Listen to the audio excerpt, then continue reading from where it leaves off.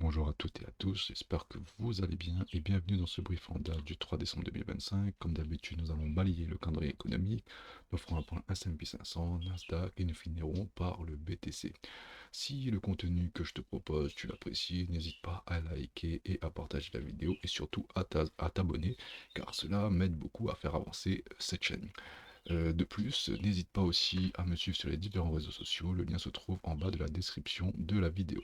Ceci étant dit, passons au calendrier économique de cette semaine. Alors, calendrier économique de cette semaine qui est assez simple, avec une seule data économique pour moi à surveiller, qui sera le 5 décembre, donc ce vendredi, ce sera le Core PCE.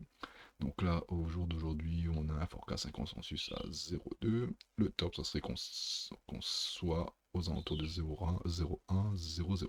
Ça serait plutôt pas mal et ça donnerait encore un peu plus de jus au marché. Et ensuite, la data la plus importante, ça serait la semaine prochaine avec la décision sur les taux d'intérêt. Donc là, pour le coup, le marché price, une baisse des taux avec un forecast à 3,75.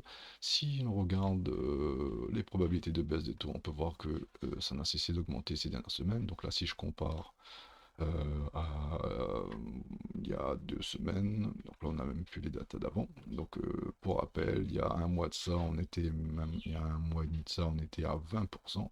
Au jour d'aujourd'hui, on est à 89%. Donc là, il y a de fortes probabilités que la Fed baisse les taux la semaine prochaine. Donc ça, le marché est en train de le pricer tranquillement. Donc sur les datas économiques, il n'y a pas d'autre chose pour moi à surveiller. Donc vraiment ce vendredi, si on a un corps PCE en dessous ça serait plutôt pas mal hein, pour le marché. Je pense que le prendrait favorablement. Et la décision des taux d'intérêt mercredi prochain. Et aussi, bon, il y aura le prix à la production. S'ils sont à la baisse, c'est plutôt positif également. Ceci étant dit, passons directement à l'analyse graphique.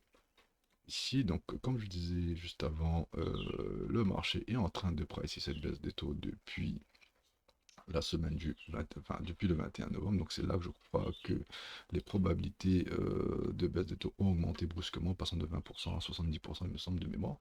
Donc là, le marché est en train de pricer cette baisse des taux parce que là, en fait, ici, le marché, c'était totalement l'inverse. Donc là, le marché était en train de pricer qu'il n'y aurait pas de baisse des taux en décembre. Donc on a eu ce petit swing baissier. Et là, depuis un mois environ, on est en train de pricer l'inverse, c'est-à-dire une baisse des taux en décembre, avec une belle prise de stop ici qu'on a vu la semaine dernière. Donc on est venu prendre le plus bas du mois précédent avant d'initier ce mouvement. Et là, le S&P 500, comme on peut voir, est toujours vers un signe haussier et a pour objectif les suivants. Donc là, si on passe en weekly, alors tout d'abord, on va passer en mensuel. Donc là, en mensuel, il y aurait le plus haut de ce mois en cours, mais je pense que le mois vient de commencer, donc là l'objectif est simple, hein. On est venu prendre le plus bas du mois précédent, donc là l'objectif c'est le plus haut du mois précédent, qui est la TH, tout simplement.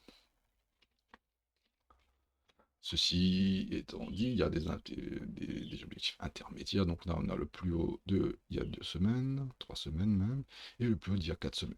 Donc c'est d'objectifs intermédiaires. Mais si on repasse en daily, on peut voir que si le S&P 500 arrive à s'affranchir de cette imbalance-ci, qu'il est en train de travailler depuis 1, 2, 3, 4 jours. Si on arrive à s'affranchir de cette imbalance, qui est une imbalance baissière, il ne resterait plus grand chose sur le chemin du S&P pour aller chercher la TH, hein, qui se trouve aux alentours des 6953.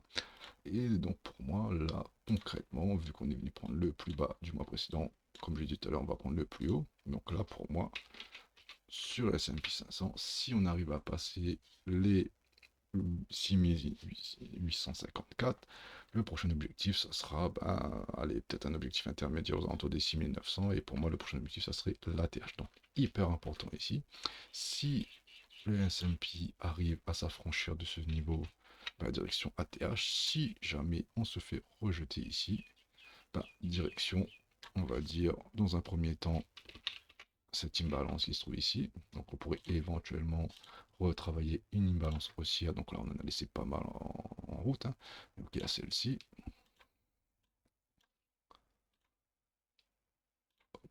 ici. Donc on pourrait revenir travailler jusqu'au 6738 pour éventuellement reprendre une impulsion haussière. Et ça serait un petit piège avant d'aller chercher la TH. Mais bon, au vu de la direction du prix, au vu du swing qu'on a eu ici, donc là on a eu un beau V-bottom en weekly, en daily, pardon. Donc là, un beau V-bottom ici. Donc là, l'objectif pour moi, ça serait d'aller chercher la TH. Pas plus de choses à dire sur le S&P 500. Je vous propose de passer sur le Nasdaq. Alors, le Nasdaq assez similaire au S&P, sauf que le Nasdaq, lui, il a deux imbalances baissières à retravailler en daily. Donc, nous avons celle-ci hein, qui est en train d'être travaillée, qui a été cassée même. Donc, voilà, donc on va pas la noter, puisque elle est en train d'être rompue. Par contre, il y a cette imbalance ici. Alors, je vais prendre mon petit aimant pour être un peu plus précis. Donc, ici à ici. Hop. Donc voilà. Donc là, la prochaine résistance du Nasdaq, ça sera les 26 012. Donc on peut dire les 26 000. Si le Nasdaq arrive à s'affranchir des 26 000, donc là on vient ici, bien sûr on va retravailler un peu comme sur la S&P 500 et hop, on va chercher ATH, donc ça serait le scénario le plus favorable.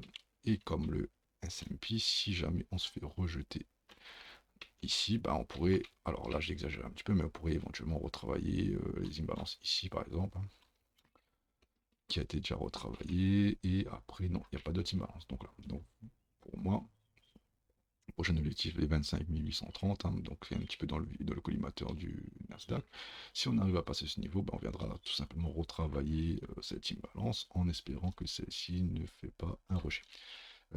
Si on trace un petit Fibonacci pour savoir où on se situe dans ce mouvement, donc un petit retracement hop, ici. Voilà, on va mettre ça avec un peu de transparence histoire d'y voir plus clair. Hop, donc voilà, donc là on est dans la zone de rechargement de short. Donc, si il y a un endroit où le Nasdaq peut se faire rejeter, ça serait ici, slash FVG, imbalance daily baissière qui pourrait opérer un rejet. Donc là, cette zone-là, il est hyper important qu'on passe cette zone-là sans trop de problèmes, parce que si le prix commence à s'affaiblir dans ces zones-là, ben en fait, ça serait un signe de retournement. Hop, ici. Donc, on va juste finir par vérifier sur Ishimoku où on se situe. Donc là, Ishimoku clairement nous indique qu'on est dans un range, hein. Donc là, on a le nuage qui se met à plat. On est venu transpercer le nuage, on est revenu à la hausse. Donc on est venu tester, on est reparti.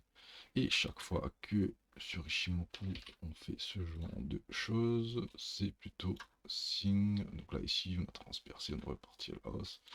Là, pareil, on a transpercé, on est reparti à la hausse. Est-ce que ça serait un signe ici, comme au mois d'avril, d'un V-bottom assez puissant, ou là, on aura juste un petit V-bottom qui est déjà formé, hein, tout simplement ici, et qu'on va juste aller chercher la TH, et comme Ishimoku nous l'indique, on est dans un range, donc en gros, d'après Ishimoku, on viendrait